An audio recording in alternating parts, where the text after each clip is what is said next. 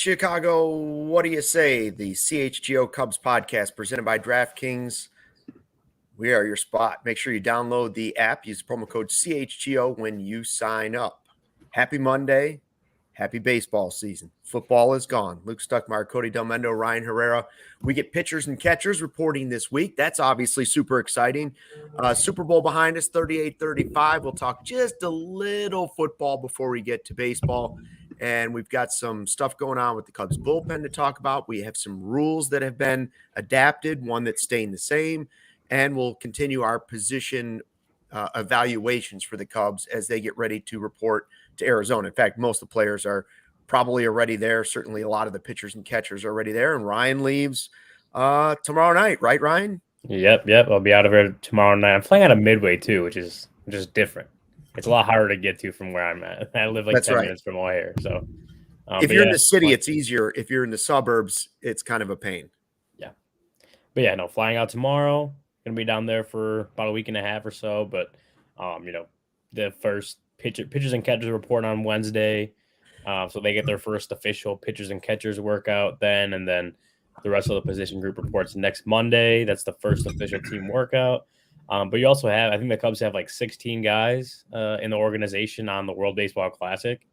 So they have pitchers and catchers reporting today.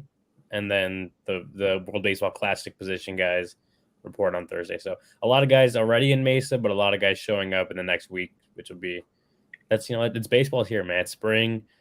Everyone told us naked guys already on the balcony out at the studio today. It's spring, and with spring comes baseball.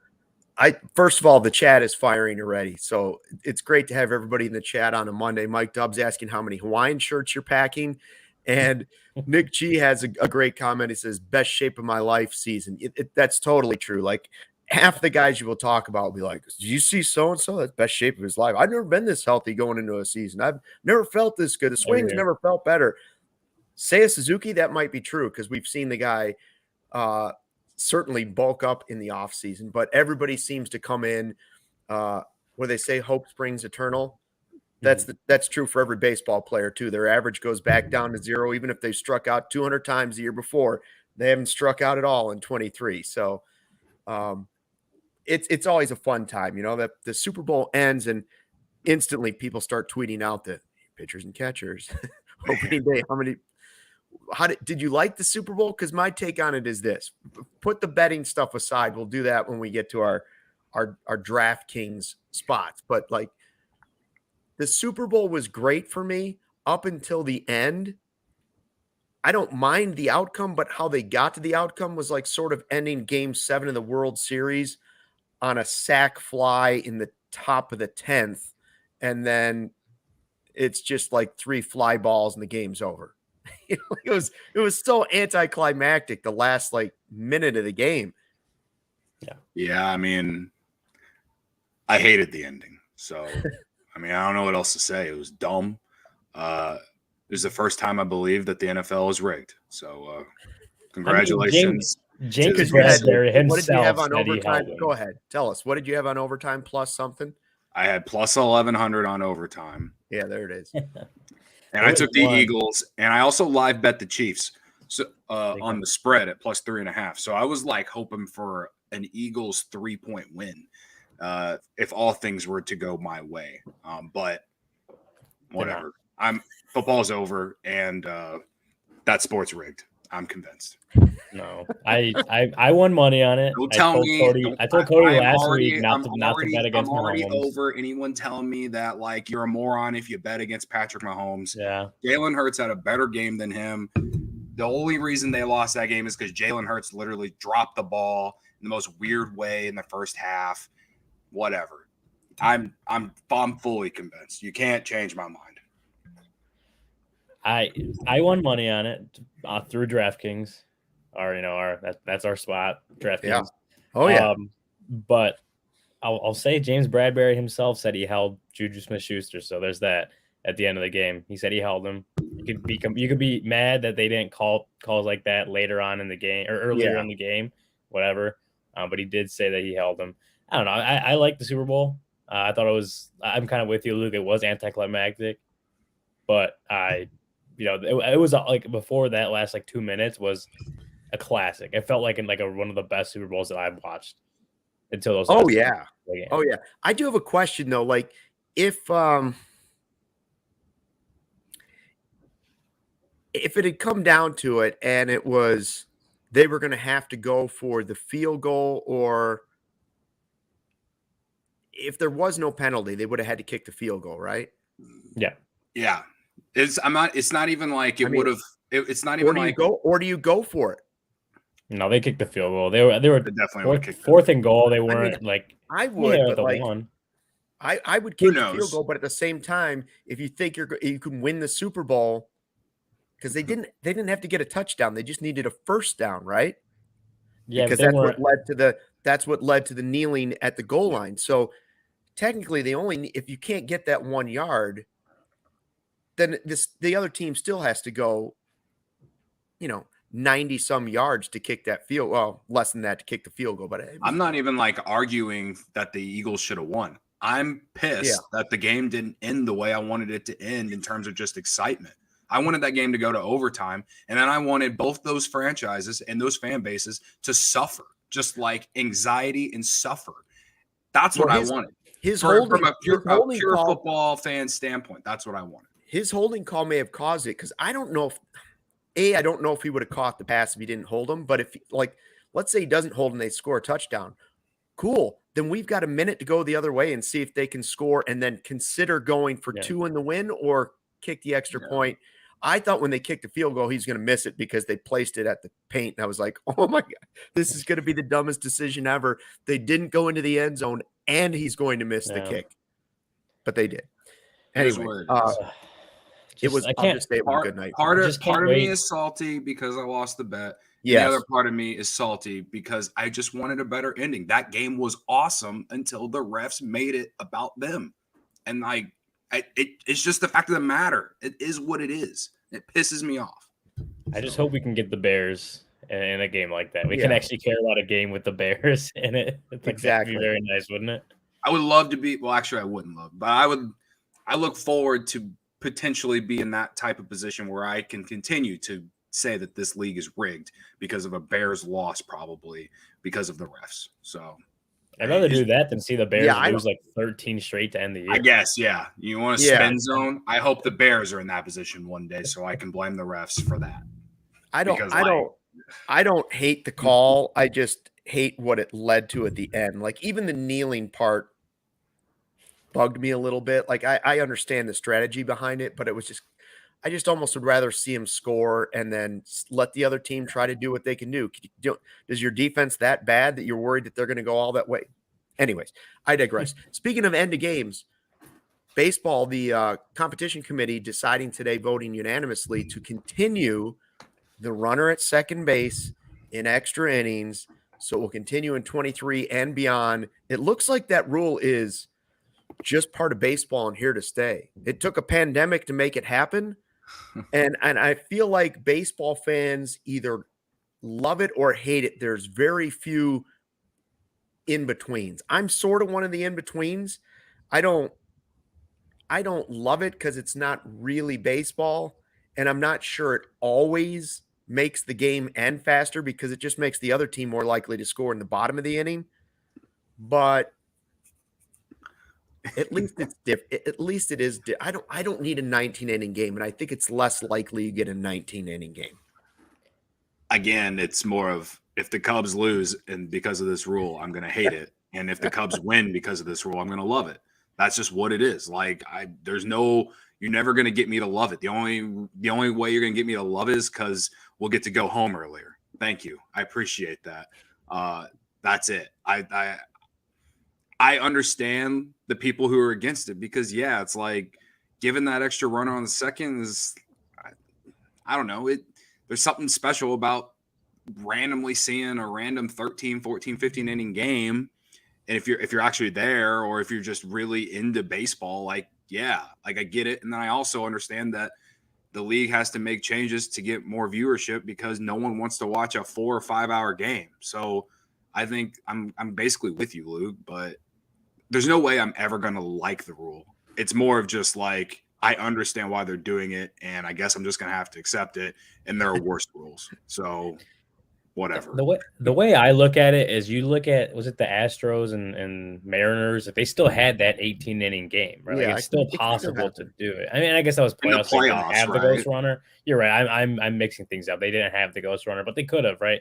Like, you could still have a long game. Still have those long games, yeah. And I think, I don't know if the rule is playoffs, right? Does it still count only in the playoffs, or is the zombie runner only in the Zombie regular runner? I season? think it's just regular season, which also Okay, makes it a little strange. But it's like the shootout in hockey. People either love it or hate it, and it's only during the regular season. It doesn't exist in the postseason. I have a question. So I'm for you, happy. Ryan. Well, I'm saying is, I'm happy that it's only in the regular season. I like it not being in the playoffs, but I will also say that, on top of the fact that there's still potential to have those long games. I think we saw the Cubs have like 13 inning games, or maybe one or two of those this past season. But the other thing is when you look at it from the player's point of view, it's like, players don't want to play 18 or 15, 16 inning games. You're wasting your whole bullpen, and it's not like you're playing this long overtime period, but you're the NBA, so you might have like a day or two in between your next game, or you're football, you have a whole week until your next game. You're gonna wake up the next day and play a baseball game, a 9-inning baseball game. You may have used every bullpen guy you've used. You only have a starter left. All your position players are tired from playing 18 inning games. Like, and that just makes it, for one, better baseball, because the guys are a little fresher, and two, like, you're not doing all this maneuvering to try to get fresh arms on your team and all this different crap that has to happen, versus like, you ended the game after 10, 11 innings. You were able to, you had to use a couple extra bullpen guys, but you still have some fresh arms there, and you don't have to, like, especially with the 13 pitcher limit rule, right? That makes it a lot harder on the pitchers that have to carry those extra inning games and keep it going. However, so I think it's, people are going to hate it, and I mean, I will like it because we'll get out of there quicker. But for the players, like, the players and the teams love it because they're not worrying about trying to maneuver their roster and make sure guys are able to play the next day. And, it makes it easier on them because they don't have to worry about playing, twice the games in one day. I have a question for you guys, though. So we believe the Cubs have a good bullpen, right? And we believe they have as good a pitching depth as, probably more than, most teams in Major League Baseball. We feel like they might not have elite pitching, but they have great pitching depth. And Cody always says he never worries about the bullpen, right? So we believe the bullpen will be a strength again this season, because what the Cubs have shown us the last couple of years. Does this rule, when a game gets to extra innings, sort of take that away and level the playing field? Or does it make it even more of an advantage for the Cubs, because you think even with a runner at second, their bullpen will be able to get out of it? Or do you think, well, now you've got a runner at second, it doesn't matter who's on the mound, it evens the playing field for the teams with poor bullpens? Which way do you think it swings, or does it not impact that at all, either way? Well, last year the Cubs, I don't know the record off the top of my head, but last year I remember we always joked about how the Cubs could not win a game in extra innings. A lot of that was because when they did go to extra innings is because their bullpen did save them, but their starter was unable to go deep enough in the game. So by the time they get to extra innings, their bullpen is pretty much, like, all your high leverage guys are pretty much done. So that's one reason, based off just my memory, that I feel like that they lost a bunch of those games. So to answer your question, yeah, given the state of the rotation now, I feel good about the Cubs bullpen potentially, being able to for that to be an advantage for them. Now, I understand they don't have a lot of high strikeout guys, at least proven guys. They have some dudes who have the potential to be that. We're gonna have to just watch it all play out. But to me, again, the rule it benefits offense, and it's going to come down to can the Cubs in those situations, can they get more strikeouts? That way you don't see runners moving. And I'm not fully worried about the bullpen. I like the addition of Fulmer, and I was reading an article today that says they're still interested in Matt Moore. So, add him and to go with Fulmer with the rest of the guys they have. I think it's a very solid bullpen and has growth to or has potential to grow into a really good one by season's end. But again, the rule just really only benefits offense. And if your pitching staff can get more strikeouts in the extra innings, then that's honestly the only way I see, any bullpen being good against that rule, I guess, if that's what you're asking. I think that the Cubs will probably be better in extra innings this year, just because I think their starting rotation will be better. But yeah, I think it benefits the Cubs potentially because we believe that their pitching and their bullpen will be good. And if anybody can get out of that situation without giving up one run or less runs than the other team, it might be the Cubs because they may have a guy that can get them out of it. Now, the only caveat to that would be that they do put a lot of balls in play. And if a guy's at second base, well, they don't have a lot of swing and miss guys. They did a lot of here's what I'm going to talk. Walk guys. Ross would intentionally walk a guy sometimes, and it worked out, but not all the time, of course. I think the biggest problem with extra innings, and this again goes to the Cubs, is where, and I think Shane might have said it in the chat, that the Cubs weren't very good at getting that runner on second home. They more about the offense. They weren't awful in extra innings. I'm looking at the stats right now. They had a 242 batting average, 703 OPS. They weren't the worst team by any means, but in it looks like 100 extra inning at bats last season, they struck out 27 times. So that's over a quarter of the at bats they had in extra innings they struck out. If you're talking about just putting the ball in play to move the guy over, that's not going to do it for you. So I think that the biggest issue with the Cubs going into this year and in this rule specifically is, have they added the offense necessary to when they go to extra? I think their pitching is going to be good. Have they added the offense to actually score those runners in? Have they added the offense to, instead of scoring just the guy from second base, can they get multiple runs in the inning to build up a decent lead or to even come back and win a game in the bottom of whatever inning it is, right? That always felt to me like the Cubs' biggest issue, because once they got there, you were like, okay, are they even going to score this guy? And there was times when they didn't, and you kind of called it, right? You kind of saw it coming. So the issue to me is, have they on the offensive side done enough to, to break that difference and be able to be better at getting those guys in it from second base? I don't know 100% that they have, because we talked about the power, and if they can hit home runs, and it doesn't matter where the guy is on base, right? If you can hit a home run and knock a guy in, it doesn't really matter.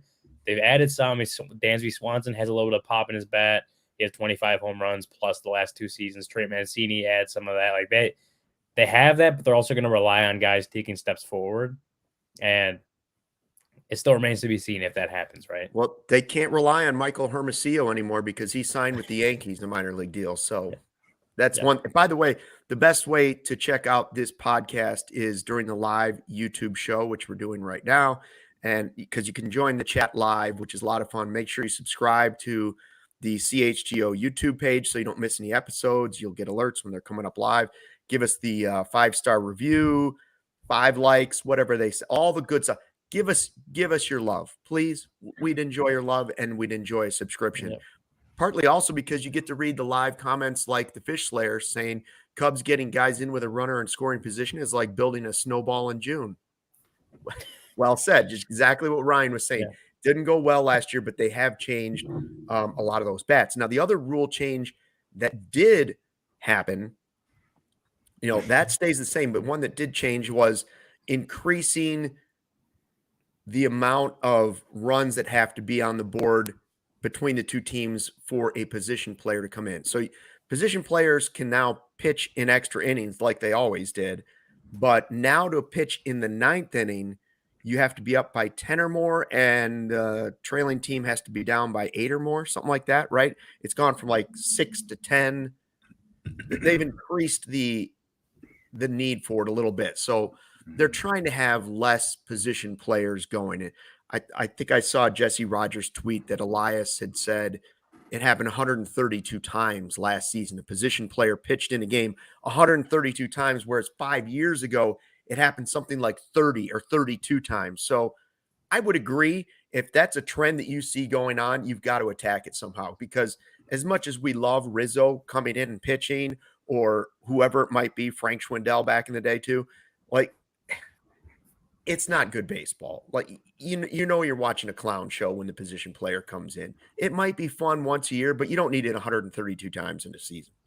Yeah, but don't forget, Franmil Reyes has a lower ERA than Yadier Molina. I knew He that touched was 90. coming. He touched I 90. thought about having a graphic made up. Yeah, He touched 90 on that fastball. It was still yeah, no, blown by that. It's a fine rule, whatever. I mean, I think a lot of those innings racked up just because some teams would just like wave the white flag earlier. They get down like 5 or 6 to nothing, something like that, and they're like, okay, we want to save the bullpen, so let's throw, the guy off the bench out there and let him throw like in the 7th or 8th inning. Like, it was, I guess, in a way, it was getting out of the hand just because it got to a point where I wasn't excited when it happened, because it's one of my favorite things during a blowout. I mean, you mentioned Rizzo when he struck out Freddie Freeman. That was one of the greatest losses I've ever watched. So, but I feel like it used to happen like once for the Cubs. It would happen like once every few years, right? Mm-hmm. And now it was happening multiple times a season, and so it just lost kind of the. I feel like, and maybe you guys might think differently, but I feel like a lot of those innings racked up were probably from bad teams that were tanking, and they were getting blown out day after day after day. Like, they would go on remember when the Reds started like 3-22 or whatever? I gotta imagine there was some position players pitching at some point in that stretch, and like that's kind of the problem. Like, I know baseball, they entered, like, they put the lottery system for the draft now, so like tanking isn't necessarily like, a lock, but teams are still doing it, because none of these owners want to spend their money. At least half of them don't, it feels like. So, I'm okay with them implementing that rule just because, it was getting ridiculous. Yeah, it's not a novelty anymore. The novelty's worn off. It's not as fun as it used to be. I mean, even the Cubs had a little stretch there where they felt like they were throwing one position player out there like once a week or even a couple times a week this last season. I'm fine with it. If it limits the amount of times that position players are going on the mound and getting teed off on, I think we can all be happy about that. Yeah. And Aaron's mentioning a slaughter rule, and I'm against slaughter rule, like Little League, because it cancels the possibility for one of the greatest wins of the season. Yeah. I can just turn the TV off, or I can just leave the ballpark. If it's 10 runs in the 7th inning, I can just leave and potentially miss it or run to a television if I'm getting home or whatever. Like, I don't have to watch it. I can keep an eye on my phone. Never forget when the Cubs made that like 12-3 comeback or whatever against the Braves. Yeah. I think it was like 2018 in like April, and it was like snowing. It was miserable. It was like the worst weather day ever. Yeah. So I mean, those games. Possible. I know they're bringing the slaughter rule to the SEC. I assume you knew that, Ryan. I read about that recently. I didn't even see that. That's not fun. In the SEC for college baseball, they're bringing it just the SEC, which is weird because I figured that it would have to be a full-on college baseball rule.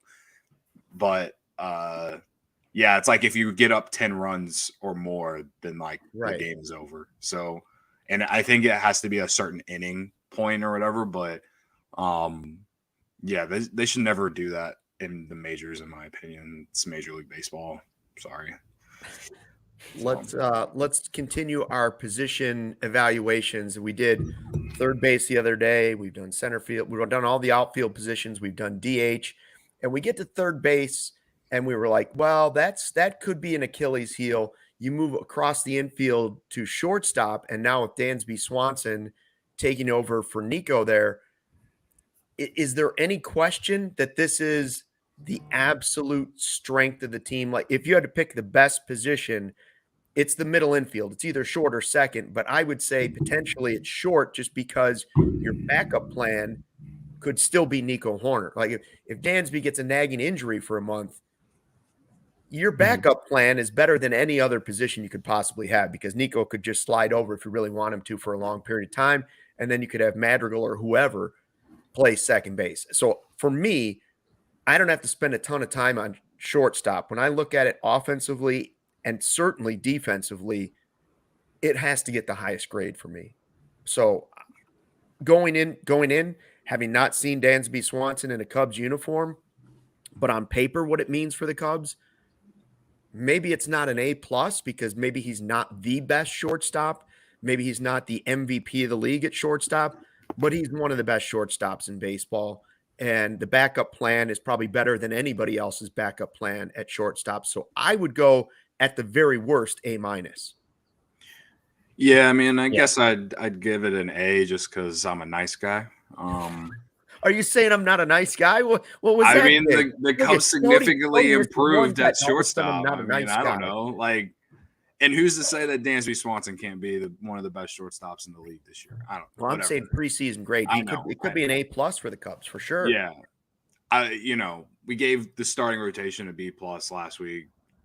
But you're probably right in terms of position players. It's probably the best player on the Cubs right now is Dansby Swanson going into the year. At least there's potential for someone else to take over that. But in terms of value, I would say that it's pretty solid because Swanson was a 6 WAR player last year, and Horner was somewhere between a 3.5 and a 4. Right. He's gonna play second, and you can move him to short if you do want to give him a day off. The backup might be the second best player on the team. Yeah. So he's in the conversation. Yeah, I mean, there's good depth there, and he's one of the best players on the team. So, as far as compared to it last year, I mean, Nico was great at short last year, but if it wasn't him over there, it was bad. I mean, we saw VR play there once. So that was bad. So, right. I would give it an A. I'm probably in the A- A range too. Dansby Swanson. I mean, he's not Carlos Correa or Trey Turner, but he's still a very, very good shortstop, all-star shortstop, Gold Glove shortstop. So that was a huge pickup for the Cubs. Nico, as you guys have mentioned, is like the backup shortstop, and when he's your backup shortstop like that, you feel pretty good about that. I think the biggest thing is just they've increased the depth, right? Like the depth at shortstop is so much better than what it was last year just by adding Dansby Swanson. Because when you look at what they had last year, like thankfully for them, Nico didn't get hurt. He played most of the season. Like he had that, the what happened in San Diego when he ran to the umpire. He had the tricep thing late in the season. But for the most part, he was healthy last year. For the first time in his career, he was healthy for a majority of the year. Had he had more injury issues last year, who knows what the Cubs would have done at shortstop? Right. Like, who knows where the Cubs would have been at shortstop? Right now, you're looking at it and you're like, the knock on wood. But if Dansby were to get hurt, Nico's there. Like that you've already built that, but just by adding one of the best shortstops on the market. So they're in a lot better place right now than they were this time last year and even during the season at shortstop. And then you also include, Christopher Morel. If his arm improves, if his arm is improved at third base and the accuracy has improved, I think you could, if he needs to, he could play shortstop capably at that point. If he's figured out kind of that throw from the left side of the infield over to first base and he's getting that accurately, consistently, and then he needs to play shortstop, you feel comfortable with him playing there. I just think the Cubs' depth right now is a lot better than where it was last year. Even if some health issues pop up, you still feel good about the depth. So I'm giving it probably an A-. Just again, Dansby Swanson is not Trey Turner. Like he wasn't the best shortstop on the market, but he's still a really, really good player. And you feel good about where the Cubs are at that spot. Yeah, and I guess I'm just assuming Nico's the backup, but I guess that's kind of an off-the-record question for David Ross in spring training. Is he definitely the backup plan? If something long-term happened to Dansby, would you? If it's a 2-week injury that he just needs a couple days off, do you automatically move Nico over? Or do you slide somebody in if Nico's adjusted to second and doing really well? Maybe it's not as obvious as it seems to me. I would think you just move him over for a couple games. But I think McKinstry can play some short too. I think possible. He played there. He played some there late last year. He actually had some nice plays. From my memory, I remember him making. And I still don't understand Miles Mastrobuoni's role. I assume he's going to be AAA depth, but you know how baseball works with injuries and stuff. So, but I assume he can play most of the infield. So Yeah, I mean, if they did want to leave Nico at second, you could Like use if it's just a 1-day rest. What do you do? Yeah, Do you like a make 1 Nico day. switch? I could see moving Nico if it's a long injury or something, knock on Right. wood, right? But if it's just a day off, which Dansby doesn't want, or if it's, Mhm. he gets hit by a pitch or something, he just can't play for 1 day, then you might find somebody else to play Yeah. short for the day. I think that might be the way they would go, but I don't know. Yeah. So in the That grand does scheme, they make have sense really to me. good depth Yeah. all across it. Yeah, they feel like shortstop feels like a spot you don't have to worry about too much, and until things happen, right? Baseball happens and stuff happens in season that you could never predict, and then you cross that bridge when you get to it. But for where they're at right now, like I think you feel as good at that position as you would any other spot on the field for them. Okay, we're going to talk about in the next upcoming segment some additions and maybe one that got away in the bullpen. We got some other conversation coming up, but we do want to get to DraftKings because they won me money. Go ahead, Cody. You're welcome, Luke. I gave you some luck. That parlay, you had the Hurts and Kelsey anytime touchdown parlay. Did I ever? DraftKings Sportsbook is the official betting partner of CHGO in all city. Like I said, the NFL is rigged. It's not rigged? Baseball, which means you can, you can bet some futures on, the Cubs season win totals. I think on DraftKings is set at 77.5. For them to make the playoffs is set at plus 310. That's juicy. I love that bet. To win the division is at plus 650. So, I mean, baseball's right around the corner. So you can do that. You got college basketball coming up. We got, the rest of the NBA season. If you want to bet against the Bulls, because all they do is give you pain like they do me. There's a lot. I know football is over, but we're one less rigged sport down. Thank you. Download the app now and sign up with code CHGO. New customers can bet $5 and get $200 in bonus bets instantly only at DraftKings Sportsbook, an official sports betting partner of the NBA with code CHGO. Minimum age and eligibility restrictions apply. See show notes for details. So I took advantage of the bonus bets deal.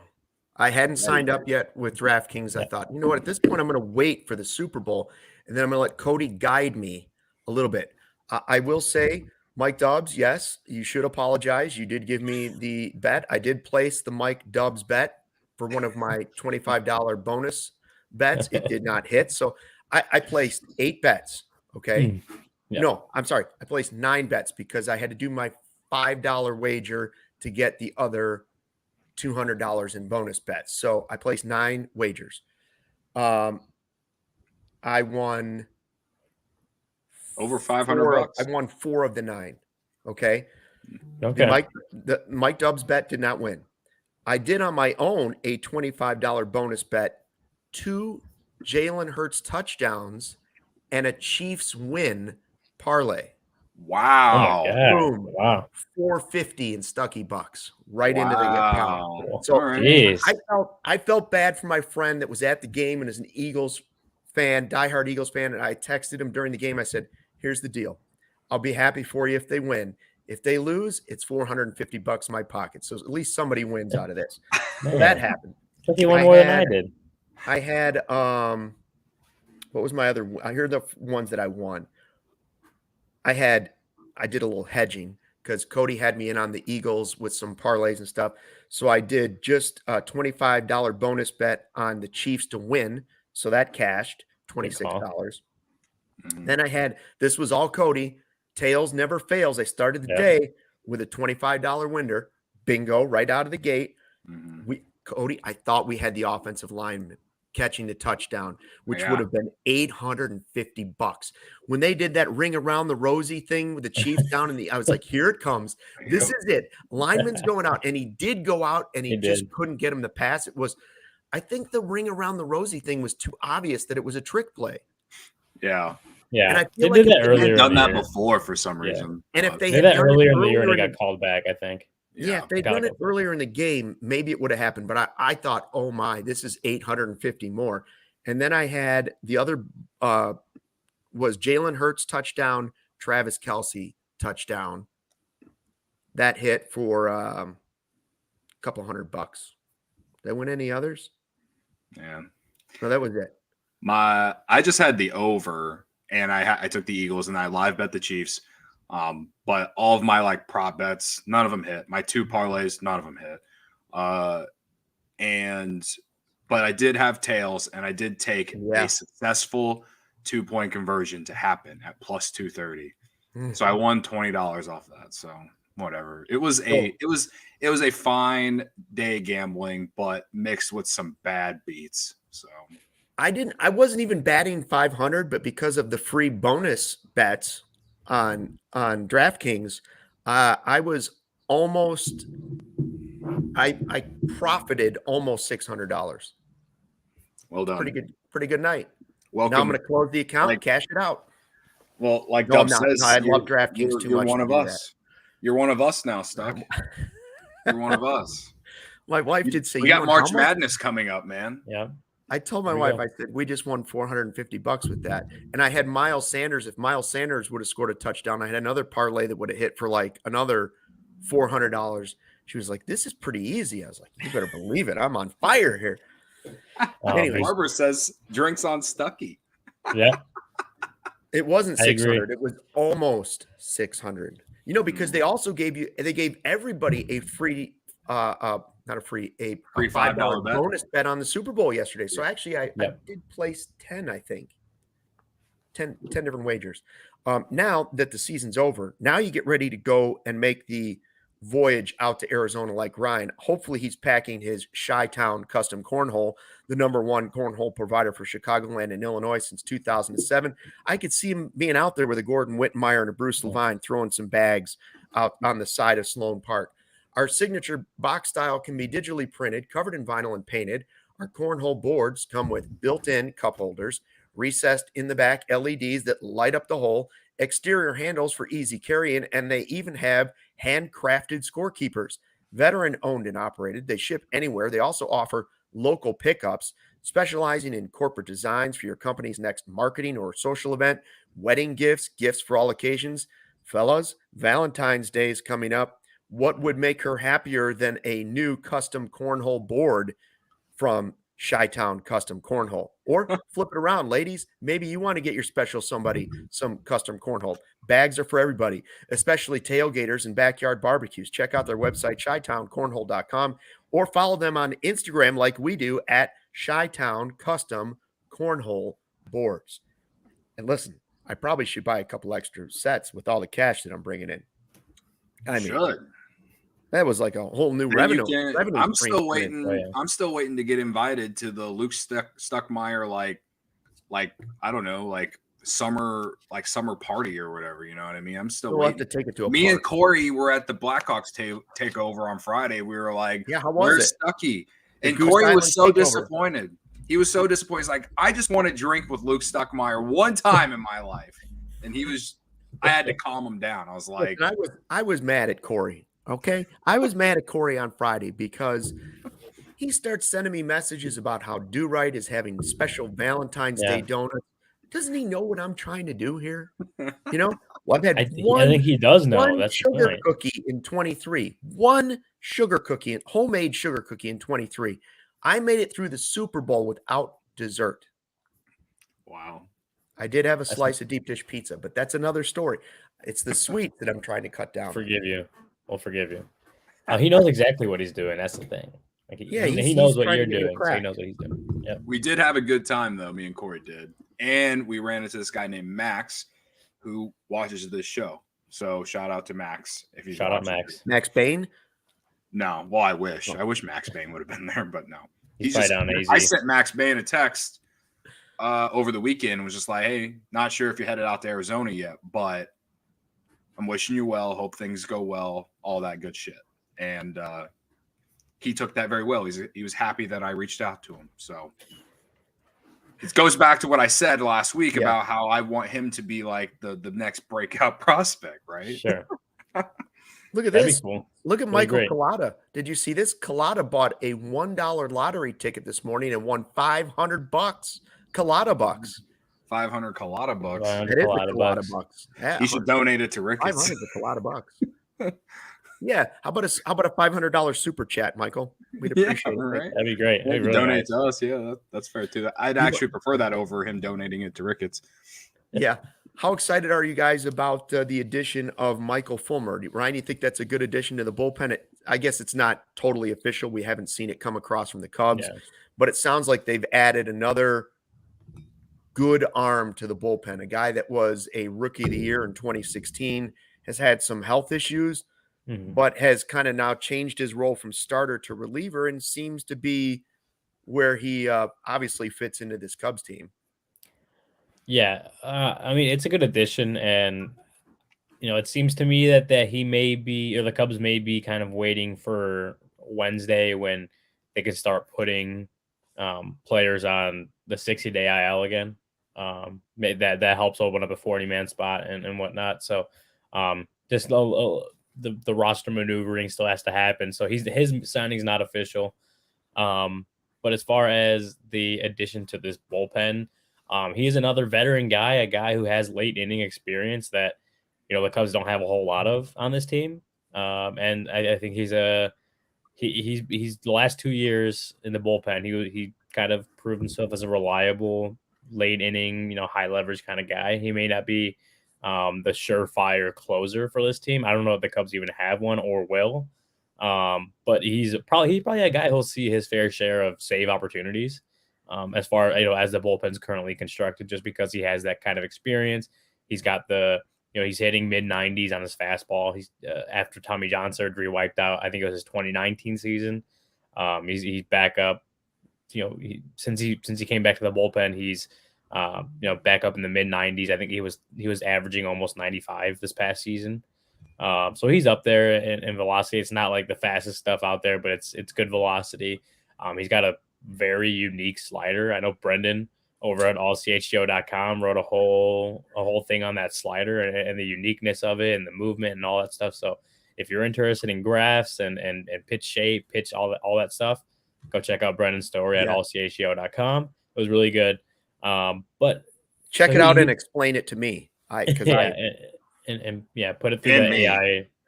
Put it through the AI generator and have them explain it to Luke and Cody or Corey. Cody, yeah. Sorry, but I'm Cody, Ryan. Yeah. I can't remember anyone's names, but he damn, just the way the We've been way friends for a year and you getting me and Corey mixed up. Almost been a year. We were just talking about. Don't worry about it, Kobe. Yeah, at least I didn't call you Kobe. But yeah, I can accept that. with Fulmer, a good addition to this team, I think, in this bullpen. He'll be. I don't know what the contract's going to be. I know people are kind of comparing it to the Chafin deal that he got from Arizona. Think it's that much? I don't know if it's that much. I think it's a little. I would think it's a little more in the ballpark for what they gave to Brad Boxberger. 3. So I feel like 3. I saw that they haven't given out a $5 million reliever deal since Kimbrel, so I don't think it'd be him. But that's what I'm thinking. I don't think that, because if it's 6.5 with the chance to increase to $7.5 million, that was what Chafin got. It felt like just where the Cubs are at luxury tax wise, that they didn't want to go that high. They wanted to kind of stay under the luxury tax a little bit in case of mid-season additions they make for a playoff push or whatnot, like that. There you go. But even at that point, it's like, is this the team you go over the luxury tax and you waste one of those luxury tax years? Because it's with the luxury tax and all that stuff, with the little tickers or whatever, it kind of goes by year, right? It goes by how much over the luxury tax you are, but it also is affected by how many years you're over the luxury tax. Or what. So it didn't feel like one of the years that the Cubs should waste on going over the luxury tax, unless there's a real good free agent they needed to go get. So could they have probably pointed up a couple more million for Andrew Chafin, depending on what they gave Michael Fulmer? Sure, but I think Michael Fulmer is still a good, cheap veteran addition for this club that should help in the late innings. At worst he'll be a good late inning guy for this team, and it seems to be pretty reliable. So we'll see what happens once he's officially added to the roster. We'll see what happens.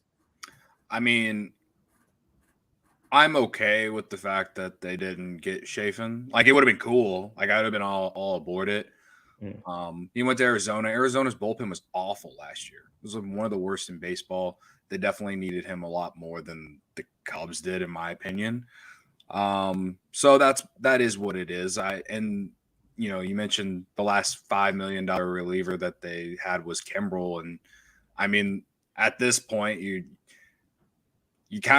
still don't know how that Kimbrel trade has worked out. You probably wish you could have got more considering how he played in that first half of 2021, whatever. But I mean, the beginning of that era was not, or the beginning of his tenure with the Cubs wasn't great. So I until the Cubs, until their strategy on building a bullpen fails, then I ain't gonna worry about it. Like I said, I'm not gonna worry about it until the strategy of being cheap on the bullpen doesn't work, and it's worked since 2019.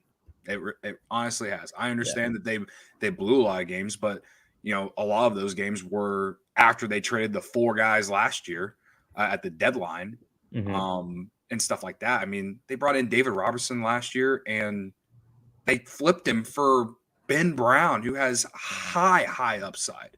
You know what I mean? Like, we're looking at the bullpen right now, and I'm thinking not just short term, but also long term, because they got some guys who are going to come up from Iowa this year, and Ben Brown is a possibility who he'll probably start in Double-A or maybe Triple-A as well, who could make some sort of impact in that bullpen. So I'm okay with Fulmer, and I'm excited with what they got. It looks like they might get another guy as well anyway. So I think the depth is good, and I think that there's high upside in it.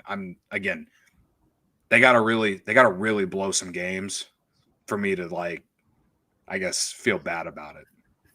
Yeah. I mean, I think the bullpen thing, we agreed like a week or two ago that they, like Ryan was saying, they probably don't have an automatic everyday closer, at least not going into the season. Maybe that guy develops at some point during the season.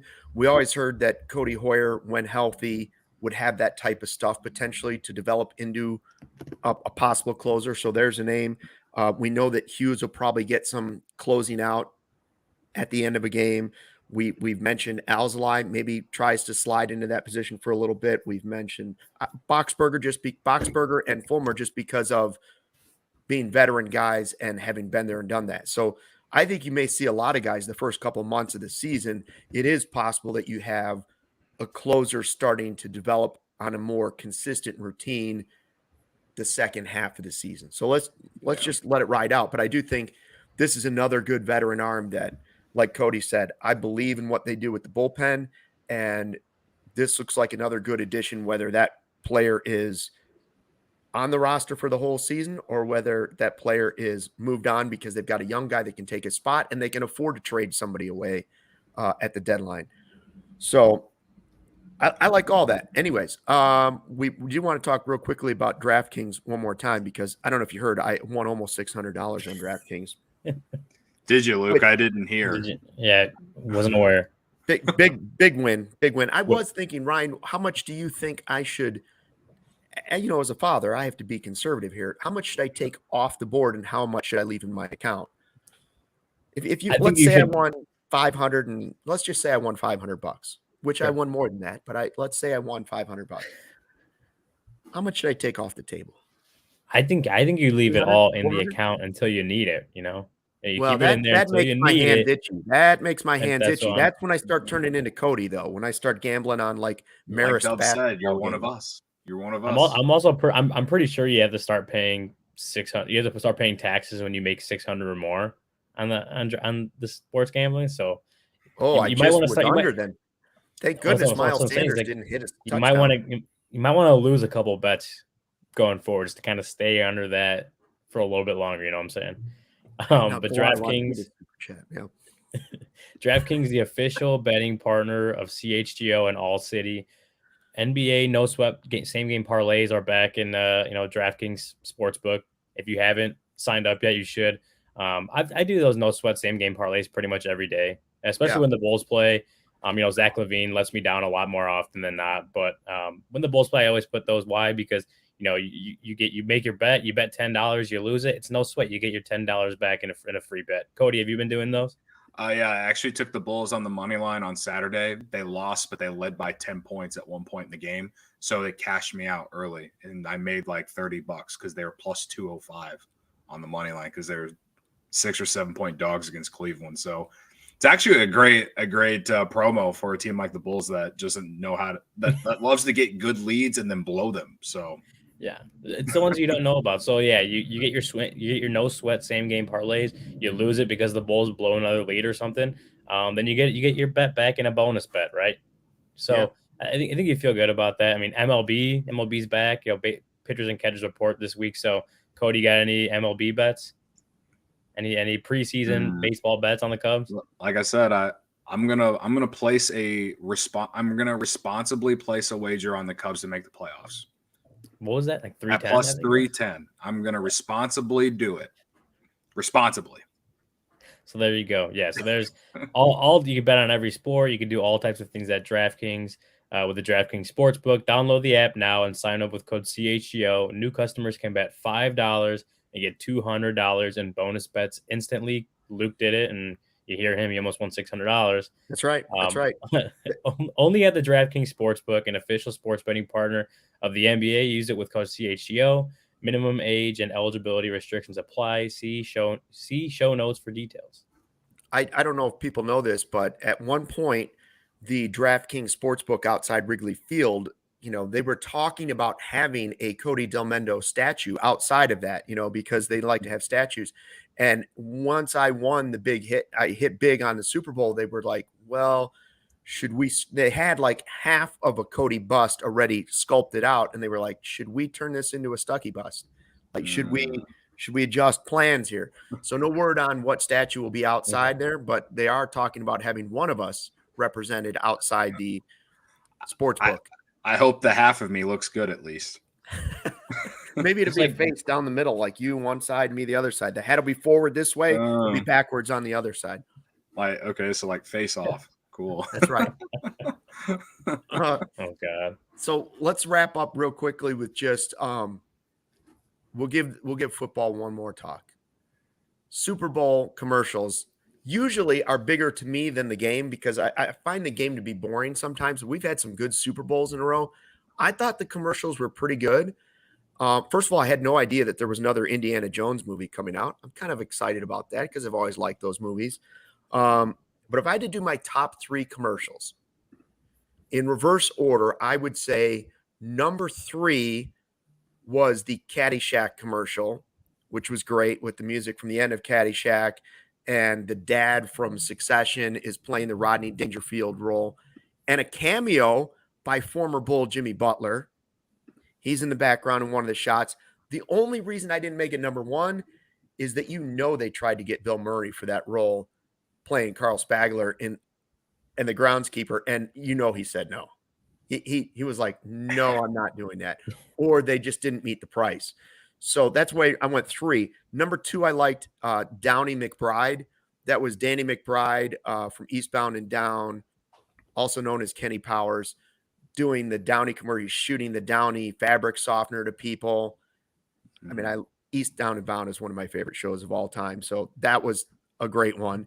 And then what did I do number 1? I like what's it called? Something Popcorners? I don't even know what they are. It was the Breaking Bad one. Where it looked like an actual episode of Breaking Bad, and it was Walter White and Jesse, and they were just going back and forth. That was really, really good. I remember seeing that one. Yeah. I think it was called Popcorners. It's some sort of chip or something. Yeah. There were a lot of really good commercials. SmackDown was pretty good too, where it was just the short commercial where people are jumping off the balcony at work on the guy clicking his pen. Mm-hmm. That was solid too. Yeah. I don't know how to rank mine. I'll just say my 3 favorites. Okay. Barbara says in the chat the flag football one, the women's flag football one, and like Devontae Adams is in like a costume or something like that, chasing the girl. I don't know. I just thought that was a pretty funny one. When they dropped the trailer for the movie Air, which is supposed to be based on true events when Nike signed Michael Jordan, as the shoe guy of CHGO, sorry, Nick, my hair stood up whenever I saw that. Yeah, you looked over at your shoes, didn't you? You were like, "Oh, I was which like, one am I wearing to the debut?" Yeah, right. So those two, and then I did like the Busch Light one just because it got me on my toes. Like I was like, "What the hell is this?" And then they hit you with the hook, and I don't know. Are you talking about the Sarah McLaughlin one where she's like, "You can donate to dogs or to a shelter," and he's like, "No, that's a wolf." Yeah, I mean, it was cringy because of when they played it, because I think it was coming out, like going into the commercial and like from the game into the commercial, and it was the first one, and it was like, well, this is weird. And then it goes into Busch Light, and I was like, okay, all right, you got my attention, because I'm not really big on Super Bowl commercials. Like, that's not why I watch Super Bowl. And so I was in an apartment with 9 people. Like, we weren't really eyed in on them, but the few times that I eyed in was those 3 commercials: the air commercial, the trailer, the Busch Light one, and then the flag football one. I also am very intrigued about the Flash when they dropped that trailer. Oh yeah, that looked good. Was that Michael Keaton as Batman? Ryan is our Batman expert. Was that Michael Keaton back as Batman? Yeah, it was the Michael Keaton Batman. I was as surprised as any of you, but it was pretty cool. I really like that one. Cool. I really like that one. And I mean, the movie looks good, but I feel like every DC extended universe movie has looked really good in the trailers, and not all of them have been great movies. So we'll have to see on that one. Yeah. I really like, just for whatever reason, that Blue Moon commercial when it was, I think it was Coors and Miller Lite like battling or whatever, and all of a sudden it's at the end. Do they own all 3? I know Coors and Miller are the same, but I think they own Blue Moon too. Apparently Blue Moon is too. And it just like, I like those commercials where like you think it's one thing and then all of a sudden at the end it's like, nope, it's this. Okay, cool. That catches my eye. And then I like the I think was it the DraftKings commercial that had like Kevin Hart and Tony Hawk and the Undertaker. Oh, good call. Well, we love DraftKings because I won almost $600. Yeah, we love the DraftKings commercial. Big part of it because the Undertaker was in it in his Undertaker attire. Love that. But also that was the winner. It was, I don't remember how long ago, but there was like on like Tony Hawk's social media, like on social media, those pictures were coming out like however long ago, and no one knew what the hell that was about. Like why Undertaker was with Kevin Hart and Ludacris and Tony Hawk and whoever else was in that commercial. And now now everyone understands what all that was about. But it was just like this random collection of people in random social media pictures, and no one had any idea what was going on. So there you go. Now we know. Back to the air thing. Now I picture that movie debut, the red carpet's out there. Chris Tucker's playing Michael Jordan, right? And it's Matt Damon and Ben Affleck. Yeah, I see the 3 of them going in. J-Lo goes in, and right behind after J-Lo goes in, Cody and Ryan and I walk in. He's just decked out in straight CHGO gear. Cody's in his salmon jacket with his pink Jordans. Oh. And then just when the people think they've seen it all, I walk in with the OGs that I won in my raffle just to follow in straight CHGO gear. And the people are like, was that J-Lo? I don't know. Sorry, I got distracted because of the vibe that we're setting out as J-Lo. I like that idea. I also feel like we can allow Nicholas Moriano to join just because he is like the other shoe guy. But yeah, that's. But right. I do like that. Yeah. Who is playing MJ? If it's not, I didn't see all the people that were in it. They never show MJ because you just see the back of his head, right? Yeah, I didn't really saw look Chris into Tucker's it. name on there. I'm like, Chris Tucker is MJ? That seems like a stretch. I don't think so. He's a little old to play a young MJ. Yeah. It would be cool if it was Michael B. Jordan. Oh yeah. Oh, the Creed commercial was good too. I'm looking forward to Creed 3. That looked really good. I tell you what, did I actually see this right? I was a little distracted early, but one of the first commercials, maybe the first commercial, was it for hot flashes for menopause? Was there a hot flashes commercial? Was that actually what it was for? Was I confused? I don't remember that. Hi, ladies. If you're having hot flashes, I was like, what? Like, why would they pay money for that commercial? I don't remember. It's like all those people who paid all that money for the Jesus commercials. Like, well, why? Let me tell you, speaking of hot flashes, we're all going to have one tomorrow when the Hayden Wesneski interview debuts here on the CHGO Cubs podcast, because that's when everybody's just going to feel the heat. Barbara's been asking about it in the chat, and now she stuck around to find out. It's finally tomorrow. Finally. It's finally coming. Tuesday, big Tuesday, right before Ryan heads off for Arizona. We finally debut the big Hayden Wesneski interview. Sean Caselli says future ace Hayden Wesneski. Hey, I'm not ruling that out. I ain't rolling that out. Not after what I saw, the way he was mowing down guys in his first time out there, And even the last 6 outings were really good. The strut, yeah. Got a little bit of this. Yep. So anyway, thanks to everybody in the chat that joined us today. We look forward to the Wesneski interview tomorrow. We'll start having some stuff from Arizona once Ryan gets out there. And we appreciate everybody that joined us on the CHGO Cubs podcast presented by DraftKings, America's top-rated sportsbook, my favorite sportsbook. Make sure you download the app and use the promo code CHGO when you sign up.